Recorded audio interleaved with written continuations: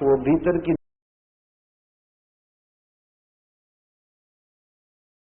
ढाता है, नींद टूट सकती है।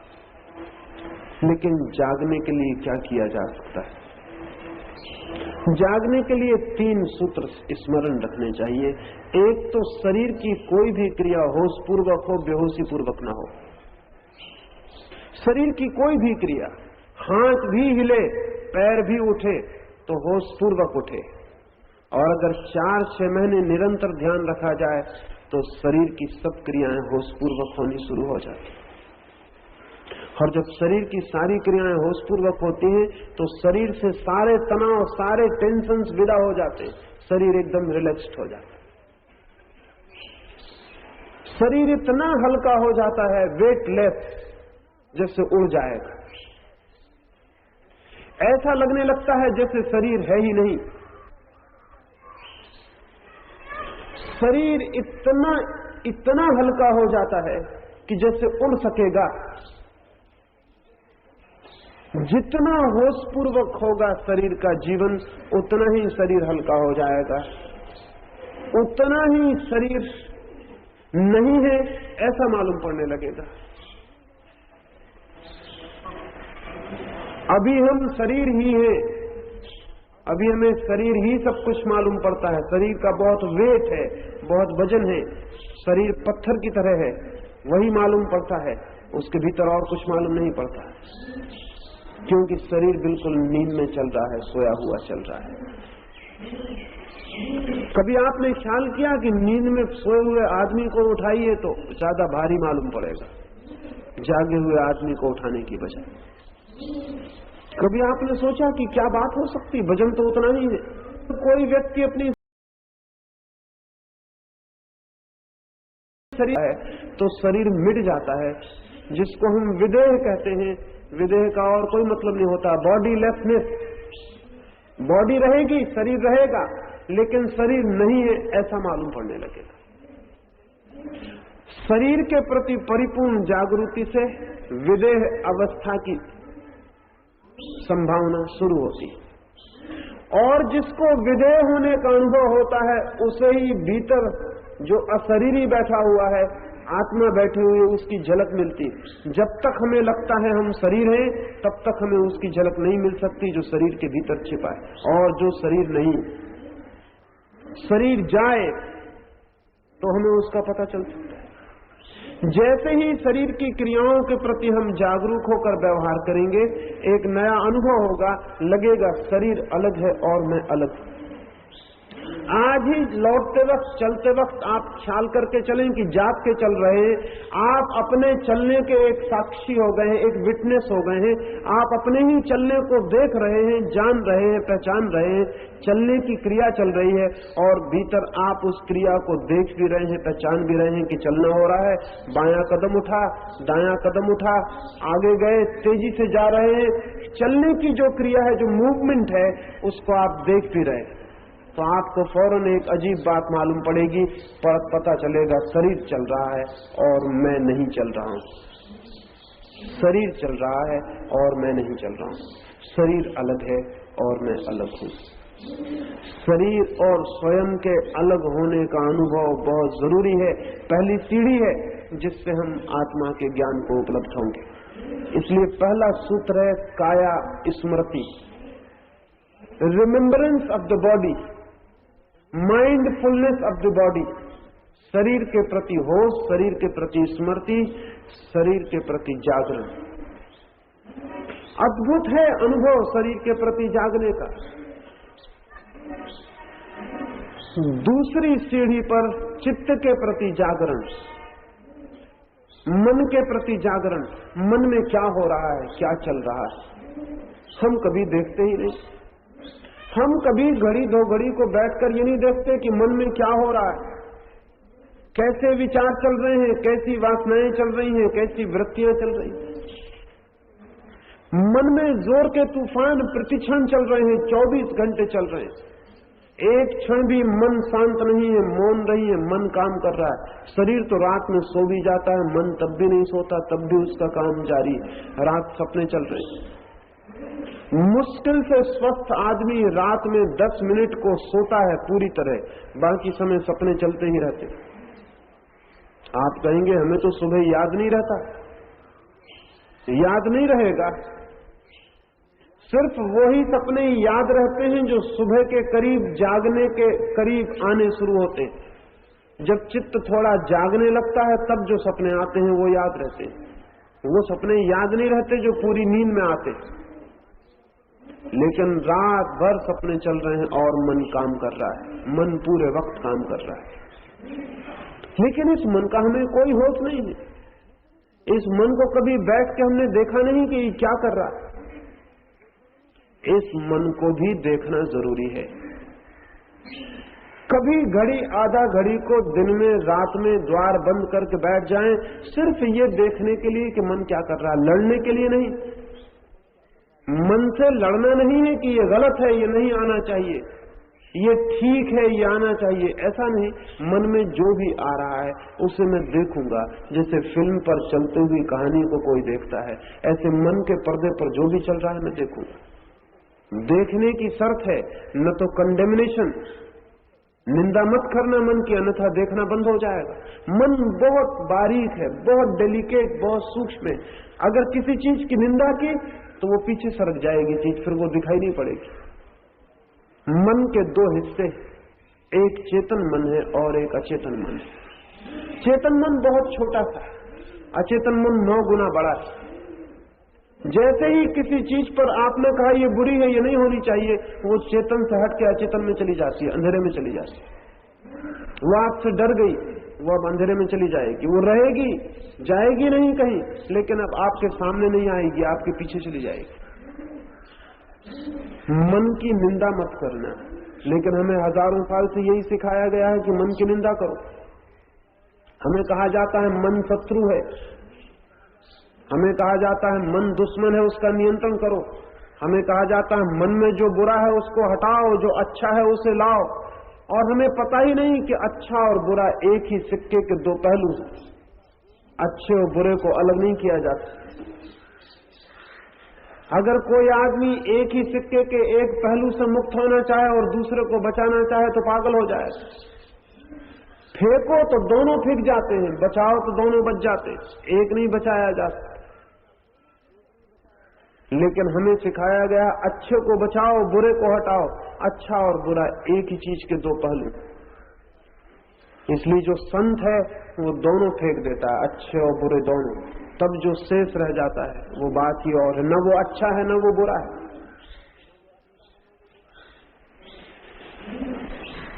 ये जो चित्त है हमारा, ये जो सतत चित्त की चलती हुई प्रक्रिया है, ये जो प्रोसेस है माइंड की, इसको घड़ी दो घड़ी कभी एकांत में बैठ के सिर्फ देखने की जरूरत है। इस तरह जैसे आकाश में पक्षी उड़ रहे हैं और हम नीचे बैठ के देखते हो, या समुद्र की लहरें आके तट से टकरा रही हैं, हम कोई निर्णय नहीं लेते कि अच्छी है कि बुरी है, किनारे पर बैठे हैं और देख रहे हैं। हम ये नहीं कहते कि आकाश में उड़ता हुआ फला पक्षी अच्छा है, फला बुरा है, बस नीचे बैठे हैं और देखते। ऐसे ही मन के आकाश में जो विचारों के पक्षी चलते हैं, या मन के सागर में जो विचारों की लहरें चलती हैं, चुपचाप बैठ जाएं और देखें कि क्या चल रहा है। सिर्फ देखना काफी है, कुछ और करना जरूरी नहीं। अगर 4-6 महीने निरंतर देखने का 1 घंटे भी प्रयोग हो तो आप चकित हो जाएंगे। जितनी देखने की क्षमता बढ़ेगी उतने ही विचार कम होते चले जाएंगे। जितना आप होश से देखेंगे उतने ही विचार गिर जाएंगे। और एक घड़ी ऐसी आएगी कि मन तो होगा लेकिन विचार बिल्कुल नहीं होंगे। और जिस दिन ऐसी स्थिति आ जाती है विचार शून्य मन की, उसी दिन हम मन से भी ऊपर उठ जाते हैं। शरीर के जागरण से शरीर के ऊपर उठता है व्यक्ति, मन के प्रति जागरण से मन से ऊपर उठ जाता है, और तब वहां प्रवेश होता है जो आत्मा है। शरीर और मन से मुक्त हुए बिना कोई अंदर प्रवेश नहीं पा सकता। लेकिन शरीर और मन से मुक्त होने के लिए न तो शरीर को कष्ट देने की जरूरत है, न भूखा मारने की जरूरत है, न धूप में खड़ा करके तपश्चर्या करने की जरूरत है। शरीर से मुक्त होने के लिए शरीर की क्रियाओं के प्रति जागने की जरूरत है। मेरे एक मित्र, मैंने उनसे कहा एक छोटा तकलीफ के प्रति जागने का प्रयोग करें। आंख बंद कर ले, मैं आपके पास बैठा हूं और तकलीफ को देखें कि कहां है, पिन पॉइंट करें कि कहां है। अभी आप कहते हैं पूरे पैर पे तकलीफ है, पूरे पैर पे नहीं हो सकती, कोई खास केंद्र होगा जहां सर्वाधिक होगी, तो सरके धीरे धीरे केंद्र पर आए, आंख बंद करके देखें कि ठीक वो केंद्र कहां है जहां तकलीफ है। और मैं उनका बाहर बैठा चेहरा देख रहा हूं, उनका चेहरा शांत होता जा रहा है, जिससे तकलीफ विलीन हो गई। कोई 65 मिनट पर उन्होंने आंख खोली और कहा ये तो बड़ी हैरानी की बात हो गई। जैसे जैसे मैंने गौर से देखा तो पता चला पूरे पैर पे तकलीफ भ्रम थी, पूरे पैर पे तकलीफ नहीं थी, वो सिर्फ ख्याल थी। तकलीफ बहुत छोटी जगह थी, एक पॉइंट पर थी। धीरे धीरे मैं उस पॉइंट पे पहुंच गया और जब मैं ठीक उस पॉइंट पे पहुंचा जहां तकलीफ थी, दर्द था, तो मैं एकदम हैरान रह गया। मुझे दिखाई पड़ा दर्द वहां है और मैं यहां हूं और दर्द और मेरे बीच लंबा फासला है, मैं दर्द नहीं हूं। कभी किसी दर्द के प्रति जाग कर देखें और आपको पता चलेगा आप दर्द नहीं। मैंने उनसे कहा ये 3 महीने भगवान का आशीर्वाद समझे, ये मौका कभी नहीं मिलेगा। 3 महीने दर्द के प्रति जागे। कोई 3 महीने बाद मैं उनसे मिलने गया, वो आदमी दूसरे हो गए थे। उन्होंने मुझसे कहा कि सच में ही भगवान की कृपा है, अन्यथा मैं ऐसे ही मर जाता। मैं दर्द के प्रति ही जागने की कोशिश में धीरे धीरे शरीर के प्रति जाग गया हूं कि दर्द शरीर में था, दर्द के प्रति जागा, शरीर के प्रति जागा। और मुझे अद्भुत अनुभव हुए इन 3 महीनों में, वो आपसे कहना चाहता हूं। मैंने कहा क्या हुआ? उन्होंने कहा पहला तो मुझे यह अनुभव हुआ कि मैं शरीर नहीं, और 3 महीने में ये प्रतीति इतनी गहरी और स्पष्ट हो गई कि मैं शरीर नहीं हूं कि अब मुझे मृत्यु का भी कोई भय नहीं है, क्योंकि मैं जानता हूं शरीर ही मरेगा, मैं नहीं मर सकता। लेकिन शरीर और हमारे बीच फासला नहीं है, डिस्टेंस नहीं है। हम कभी जागे ही नहीं। ध्यान रहे, जिस चीज के प्रति आप जागेंगे उसी से फासला हो जाएगा। जाग ही आप उस चीज के प्रति सकते हैं जो आप नहीं है, क्योंकि आप जागेंगे हमेशा दूसरी चीज के प्रति जागेंगे। शरीर के प्रति जागेंगे और शरीर अलग हो जाएगा। एक फकीर था, मुसलमान फकीर था, शेख फरीद। शेख फरीद के पास कोई गया और पूछने लगा कि मैंने सुना है कि जीसस को सूली दी गई और जीसस सूली पे लटकाए जा रहे थे तो भी हंस रहे थे, ये क्या खोल तोड़ूंगा गरीबी टूट जाएगी।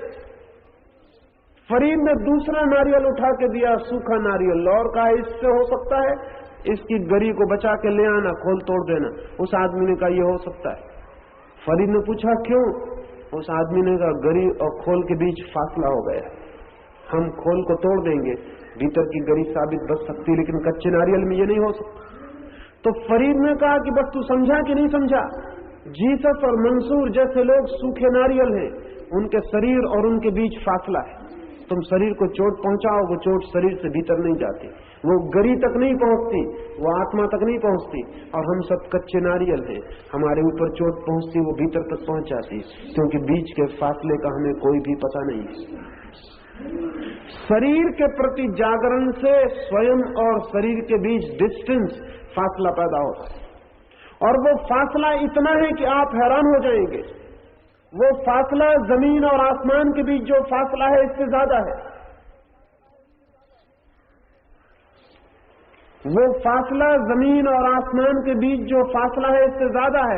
ये फासला कभी पूरा किया जा सकता है जमीन और आसमान के बीच का, शरीर और आत्मा के बीच का फासला कभी पूरा नहीं किया जा सकता। वो दिशाएं ही अलग है, डायमेंशन अलग है, उनके बीच जो फासला है वो 2 बिल्कुल विभिन्न चीजों का फासला है, जिनके बीच कभी भी फासला पूरा नहीं किया जा सकता। लेकिन हमें तो लगता है कि मैं शरीर हूं, हमने फासला पूरा कर लिया। नींद में ये फासला पूरा हो गया। जैसे एक आदमी पोरबंदर में सोए और सपना देखे कि पोरबंदर में नहीं है, पेकिंग में है, सपने में फासला पूरा हो गया, उसे नींद में पता भी नहीं चल रहा कि वो पोरबंदर में है, वो पेकिंग में समझ रहा है, आपने इल्यूजन था।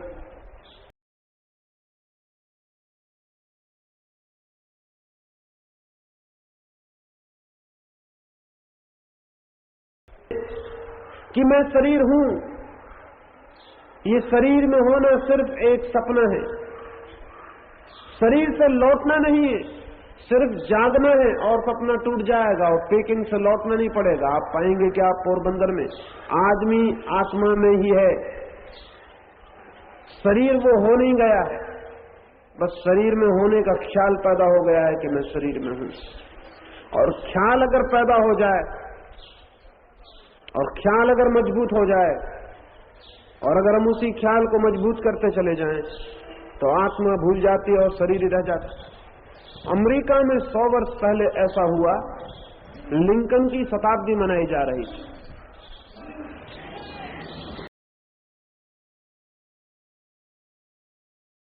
सीमा नहीं,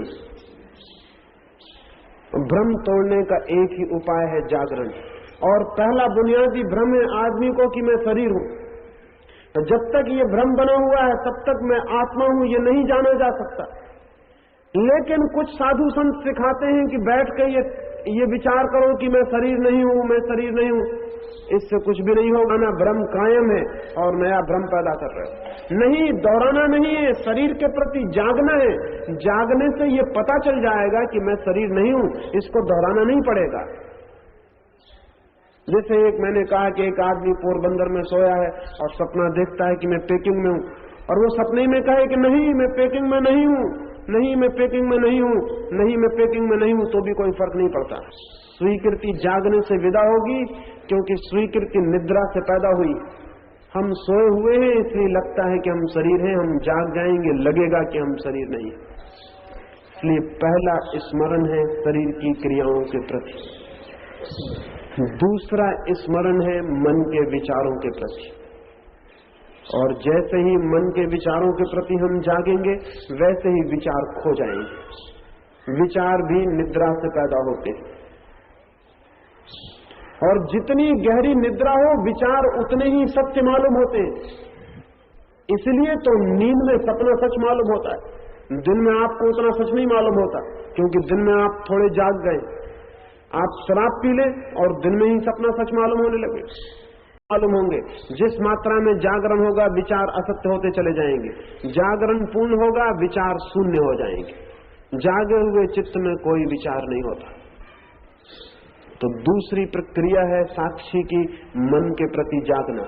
ये घंटे भर कभी एकांत में बैठ के करना जरूरी है, और बन सके तो दिन में जब भी ख्याल आ जाए तब मन के विचारों के प्रति होश रखना जरूरी, अवेयरनेस रखना जरूरी है। एक 6 महीने का प्रयोग और चित्त को रूपांतरित कर देता है।